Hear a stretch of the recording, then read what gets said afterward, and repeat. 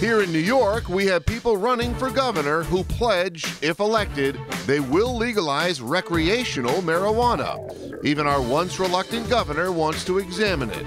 Now, out in Colorado, the governor there didn't really want legalized pot. Like almost every elected official in the state, I was against it. But voters in the Rocky Mountain state said yes, and Colorado's legal marijuana industry was born. People should have access to cannabis for lots of reasons. So if New York greenlights recreational marijuana, what else comes with that? We went to Colorado to find out.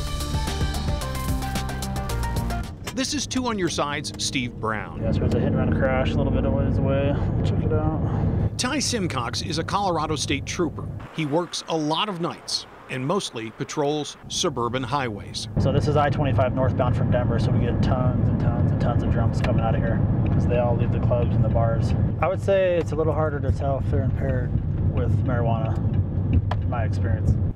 The key word there was impaired. How much marijuana would impair or interfere with someone's ability to operate a car safely? We know what this is with alcohol. With a high degree of scientific certainty, a blood alcohol content level of 0.08 is impaired, and that's why it's a crime. Marijuana is a lot different. It has 483 different chemical compounds. The main one that makes people feel high, Delta-9 THC. The state of Colorado has set 5 nanograms of Delta-9 THC as its legal definition of impaired. Here's the problem. They're not necessarily impaired. And I will tell you, Steve, I was a big proponent of the 5 nanogram law, but 5 years later, I'm not so much. That's Chris Hauser, a former Colorado prosecutor who spent 6 years specializing in DWI cases with an emphasis on marijuana-impaired cases. He points to, among other research, a AAA Foundation study 2 years ago that found no evidence linking THC levels and driver impairment. None. One of the issues has to be is how are we equipped to deal with this?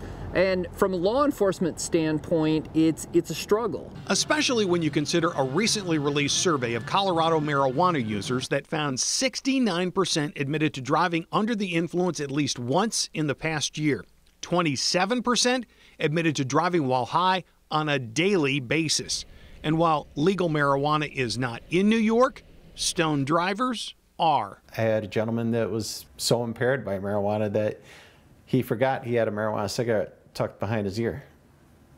And he adamantly denied that he was smoking marijuana, but until I plucked that out from behind his ear. Trooper Dean Sheary is a drug recognition expert with the New York State Police. To build a pot DUI case right now, he says troopers must rely on a familiar series of roadside sobriety tests, watching for impairment clues. We usually look for like dilated pupils, bloodshot, watery eyes.